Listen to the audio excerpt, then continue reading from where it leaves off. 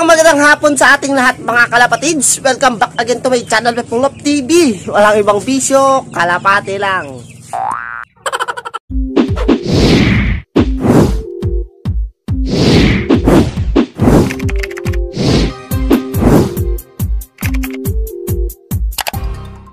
Yan, so para sa ngayong araw mga kalapatids, marami nagre-request sa atin. So kahit may video na tayo niyan, gagawin pa natin ng video kaysa mag-re-upload tayo. I-re-upload natin yung video natin na content natin na ito mga kalapatids. So marami kasi nagre-request na mga kalapatids natin dyan. Then maraming nagme-message sa akin.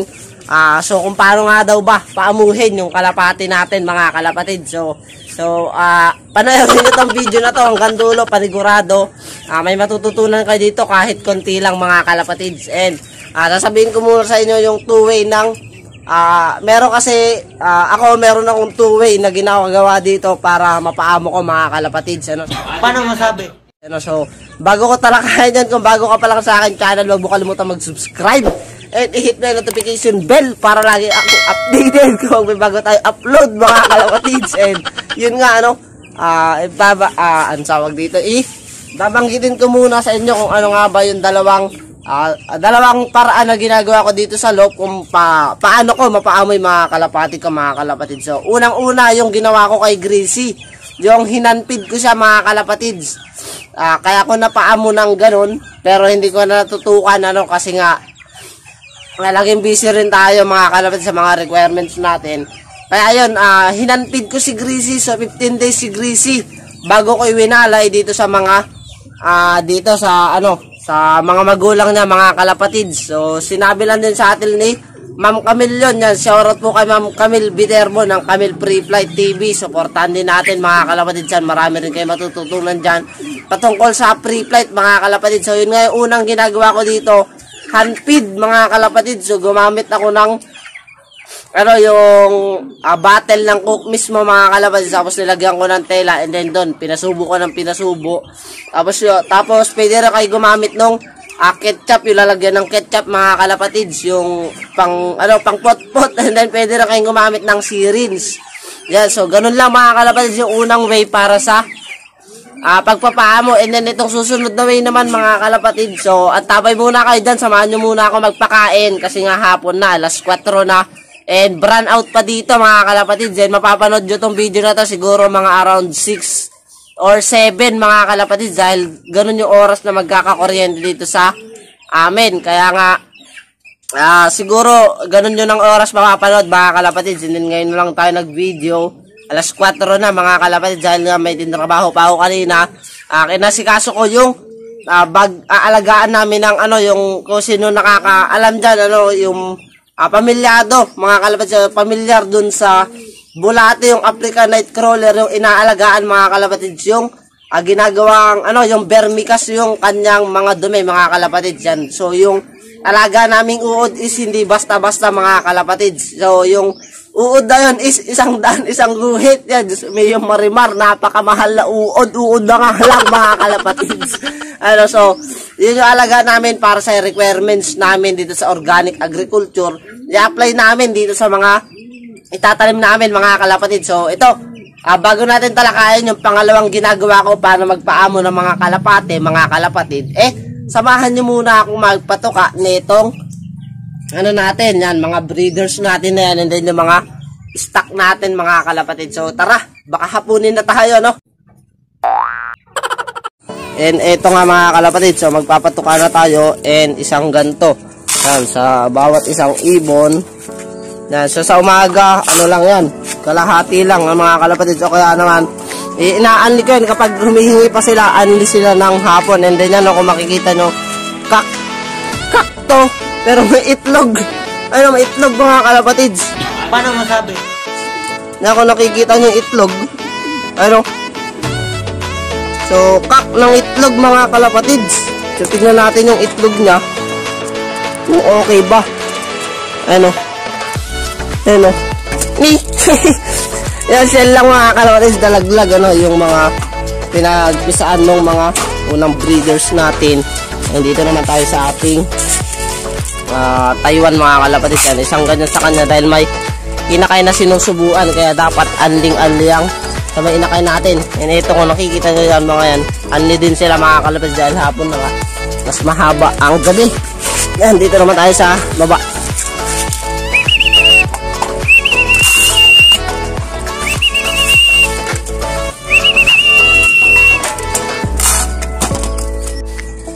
And ito, dito naman tayo sa likod, dito sa may mga hen natin mga kalapatids. Yan, so ayun, kumakain na sila. Yan, so anling-anli sila tuwing hapon mga kalapatids. Dahil mas mahaba yung gabi kisa sa araw para may reserba sila sa gabi sa pagtulog mga kalapatids. Dito naman tayo sa baba sa ating kak mga kalapatids. And eto, dito naman tayo sa ating cock section. Isang ganito rin. Yan. Ayun o. Mga kalapatids yan o. Yun, busog na yan na naman mamaya dahil anding sila tuwing hapon. And doon naman tayo sa flyer slope mga kalapatids. Many minutes later.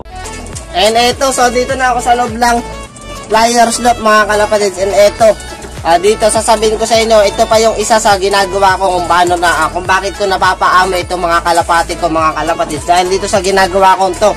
So bago ko sila pakainin ng umaga mga kalapatids, tapos bago ko ulit sila pakainin ng hapon, ganito yung ginagawa ko mga kalapatids. So hand feeding din siya pero hindi siya yung parang pinipursa na hand feed talaga mga kalapatids. Itong hand feed na to is yung hayaan mo yung patuka sa kamay mo and then hayaan mo silang tumuka mga kalapatids. So ganun yung ginagawa ko bago ko sila pakainin ng umaga and then bago ko sila pakainin ng hapon. Yan, tuloy banding na rin natin sa mga ibon natin mga kalapatids. Sa ganun is hindi sila talaga umilap. Yan, kahit itong natin, yan yung Ariel tumibay natin, ganun ginagawa ko mga kalapatids. Pero sa ngayon is hindi pa talaga siya ganun kaamo dahil nga hindi sa atin. Hindi natin pa inakay ito mga kalapatids. Kaya hanggang sa yun is hirap pa rin tayong pamuhin siya. Pero pag minsan naman tumutuka-tuka na rin siya mga kalapatids. Kaya kagandahan nun kapag nahanpid natin sila bago natin patukain ng umaga and then bago natin patukain ng hapon para nga yun yung sabi ko sa inyo is tuloy banding na rin natin dito sa mga ibon natin mga kalapatids. And eto mga kalapatids, so tignan nyo na maglalagay ako ng patuka sa kamay ko. Yan mga kalapatids, yan sila, ganyan sila. Ganyan yung ginagawa ko.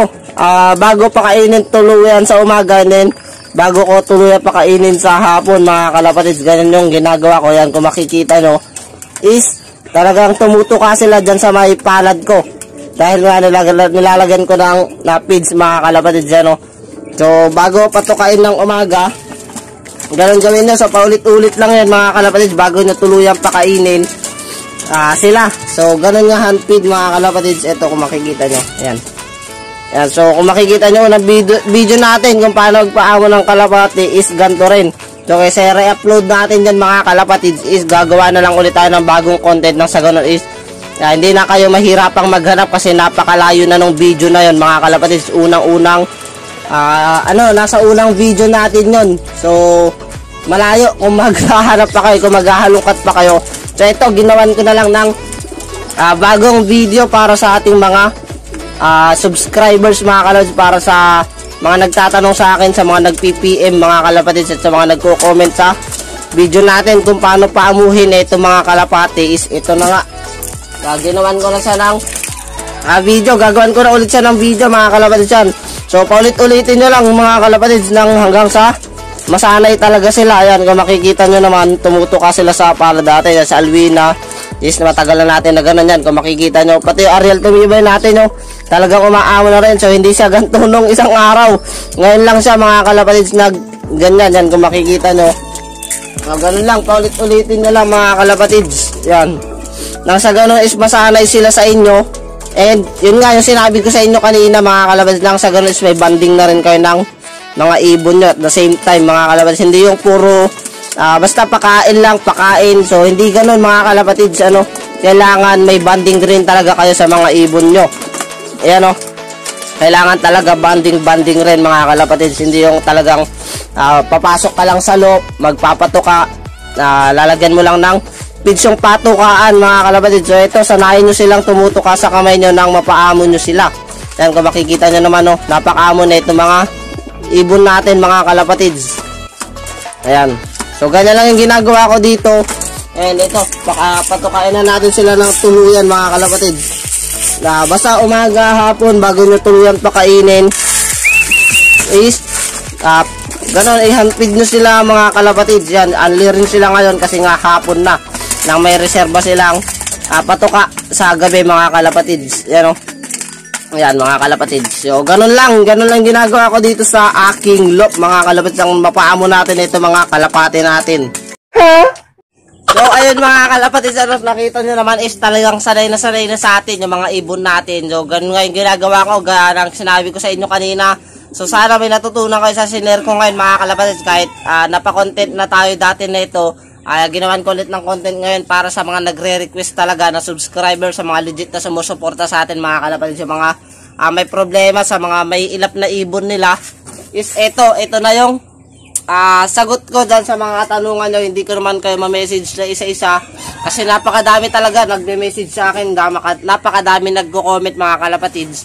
And ito, ginawan ko na lang ng video para minsana na yung sagot mga kalapatids. So ito, ayop na may tutunan kayo mga kalapatids. Kung nakita nyo, talagang sanay na yung mga ibon natin sa atin. Kasi ngayon, bago ko talaga patukay ng umaga, hanpid ulit mga kalapatids. Tapos sa hapon, hanpid na naman ng ganon mga kalapatids. Nang sanay sa atin yung mga ibon natin. And ito, so ngayon babati tayo mga kalapatids. Hindi tayo nakabati nung nakaraang video, tsaka nung nakaraan nating video, hindi tayo nakabati. So ngayon, babati tayo mga kalapatids kahit mga 6:30 o 7 nyo na mapapanood to. So okay na okay lang basta makapag-upload ako mga kalapatids. So ito, batiin natin yung mga nagpapabati. And ito mga kalapatids, bago natin batiin mga nagpapabati, huwag mo kalimutan mag-subscribe. Hit mo yung bell button para laging updated kapag bago tayo upload na video mga kalapatids. So share kay Gilbert Magtulis from Antique, share kay Moises Martilan from Kalawan, Laguna, share kay Manolito Argo from Peñaranda, Revesia, share kay Kirby Cyrus Vasquez from Cebu City, share kay Ronel Jimenez Perez, share kay Elson Capino from Sampaloc, Maynila, share kay John Carl Villanueva from Pangasinan, share kay Aaron ODG, share kay Willie Palma from California, share kay CDPC Lapunato from Minapacan, Leyte, share kay JB Love TV from Novaliches sa Uyo, Quezon City, share kay Joey Aloro, share kay John Paul, share kay Adrian Balones, share kay Carl Salaño, share kay Hasnor Dimal, share kay Upcolor TV, share kay Jay Antonio, share kay Jensan Rodins Urbano, share kay Nico Durante, share kay Jeris Volante, share kay John Eric Olivar, share kay Dave Sarsila from Baras Rizal, share kay Renzo Nagon, share kay Matthew Kapana, share kay Jaren Nicolas, share kay RJ Love TV, share din kay Smugs TV, share kay Rachel Giro Sumulong, share kay Racing Pigeon Channel, share kay Justin Love TV, share kay Edmar Gakotara, share kay SBH Racing Pigeon TV, share kay Destroyer Whitey from Batangas, share kay Arwin Valdos, share kay Gropo Limlim, share kay Carl Salaño, kay Ezeas Love TV, share kay U1 Love TV from Dagatan Province, share kay Kenneth Malaso, share kay Aaron Dave Burak, share kay Mark Andre Bautista. Yan, maraming salamat sa pagsuporta nyo mga kalapatids. Dito na tapusin yung video. And yun, keep safe, ingat, happy flying po sa lahat mga kalapatids.